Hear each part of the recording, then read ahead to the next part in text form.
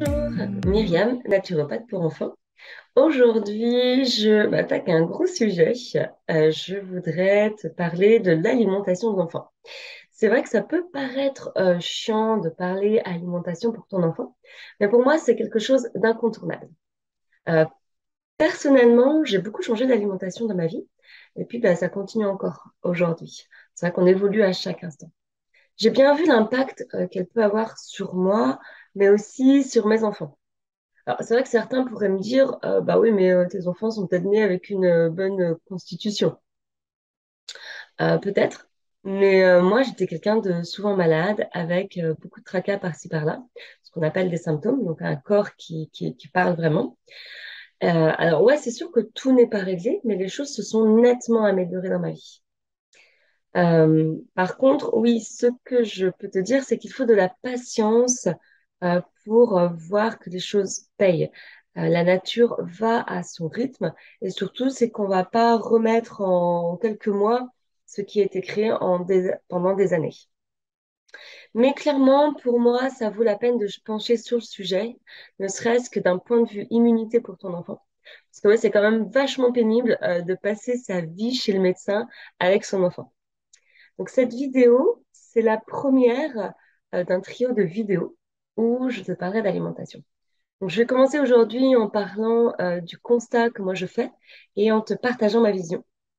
Ensuite, je te parlerai de l'intérêt qu'il y a à s'intéresser à l'alimentation.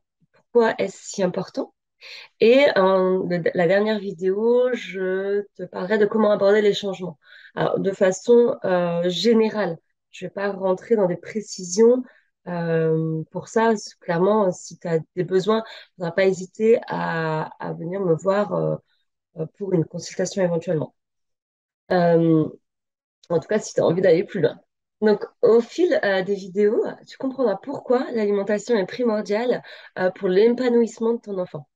J'espère que tu seras là et que nous pourrons échanger ensemble sur ce sujet. Donc déjà, mon constat concernant notre manière d'appréhender l'alimentation. C'est vrai qu'on a tendance à beaucoup minimiser l'impact de l'alimentation. Nous imaginons que l'alimentation a juste pour fonction de caler notre petite faim et de faire avancer notre corps physiquement. Il faut un peu de carburant, quoi. Je pense que c'est vrai que l'alimentation, c'est un peu flou pour bon nombre d'entre nous. Quel est réellement son but, en fait? Dans notre société, nous mangeons parfois sans réfléchir, sans prendre conscience de la nourriture que nous consommons. J'ai envie de dire, on avale. Voilà, avaler, c'est vraiment cette notion pour moi d'aspirateur, comme un chien qui pourrait manger sans se poser trop de questions. Notre manière de manger a souvent pour vocation à nous remplir plutôt qu'à nourrir les besoins de notre corps. De plus, nous mangeons aussi souvent avec notre mental et nos émotions qu'avec l'écoute des besoins réels de notre corps. Il est là le problème en fait. Euh, Malheureusement, inconsciemment, c'est ce qu'on transmet à nos enfants en fait. Eux aussi, ils finissent par faire les pompiers avec l'alimentation pour éteindre le feu de leurs émotions. Et pourtant, on essaie vraiment de faire notre mieux. Et enfin, voilà, c'est vrai que chacun fait du mieux qu'il peut avec les connaissances que l'on a, avec ce qui nous a été transmis. Et on oublie que l'exemple est avant tout le meilleur moyen d'accompagner nos enfants. Clairement, nos enfants vont reproduire ce que nous on fait. Donc c'est sûr que si on a tendance à manger d'une manière qui n'est pas correcte pour notre corps, nos enfants vont reproduire la même chose.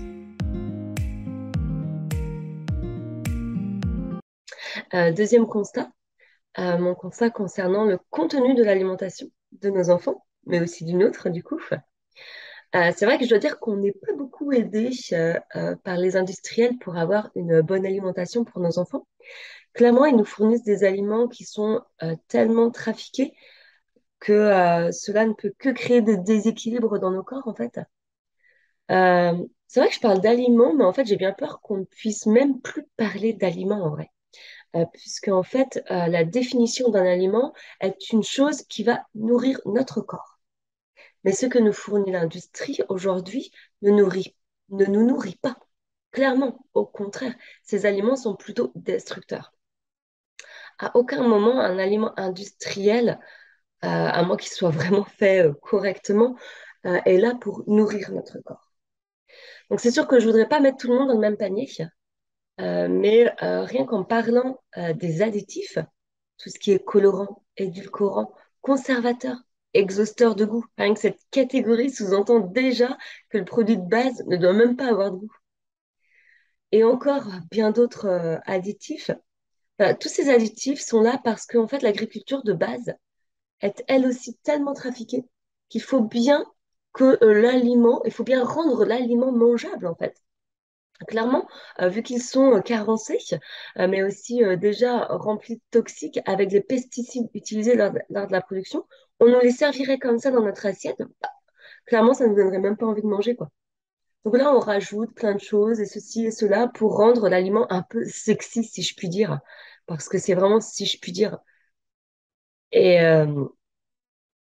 voilà, enfin voilà le constat. Il faut savoir aussi que les additifs sont des perturbateurs endocriniens à tous les niveaux et des perturbateurs à tous les niveaux. Ils agissent sur la sphère respiratoire, sur l'équilibre émotionnel de nos enfants, sur leur comportement, sur leur digestion, sur leur vitalité. Ils agissent sur leur immunité et encore plein d'autres choses en fait. Ils ont un effet qui sera négatif sur tout l'organisme de nos enfants en fait, la globalité. Euh, Là, j'ai parlé des additifs. Je voudrais parler quand même euh, du sucre. Le sucre est pour moi un vrai gros problème. C'est vraiment pour moi un problème. C'est quelque chose que je travaille aussi, moi. Ça a un pouvoir addictif, en fait. Euh, c'est clairement l'alimentation industrielle va avec ce pouvoir addictif du sucre parce que le sucre est rajouté partout. Il y en a quasiment dans tous les aliments industriels qu'on a. Donc, euh, le problème, c'est qu'une fois qu'on a connu ça, ça devient dur en fait de s'en passer. Il est dit que le sucre a un pouvoir addictif supérieur à celui de la cocaïne. C'est quand même énorme en fait d'imaginer ça en fait. Donc c'est sûr que le jour où on se rend compte que c'est néfaste pour nous, bah, c'est presque déjà trop tard en fait, où il va falloir mettre des efforts de fou pour pouvoir éliminer ça en fait.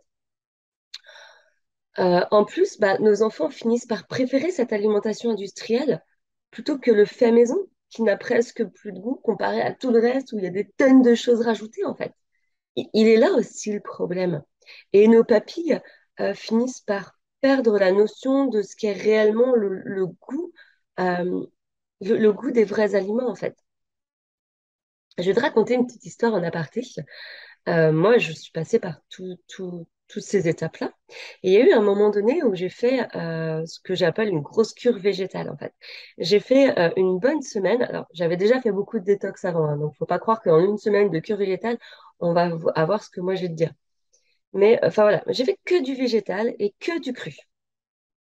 Et en fait, au bout de cette cure, 1 à 2 semaines après, j'ai mangé ma banane, comme je fais tous les jours, parce que je suis une grande fan de banane. Et là, d'un coup d'un seul, j'ai été hyper étonnée en fait. Ma banane, elle avait plus le même goût que les bananes que je mangeais avant. C'est comme s'il y avait eu un reset de mon goût en fait. Et là, les aliments, ils avaient plus le même goût. Comme si, en vrai, les aliments, ils avaient un goût supérieur à ce que je goûtais avant. Et je pense que clairement, c'est parce que mes papilles, avec tout ce que j'avais pu manger par le passé, ben, ils étaient un peu trafiqués en fait.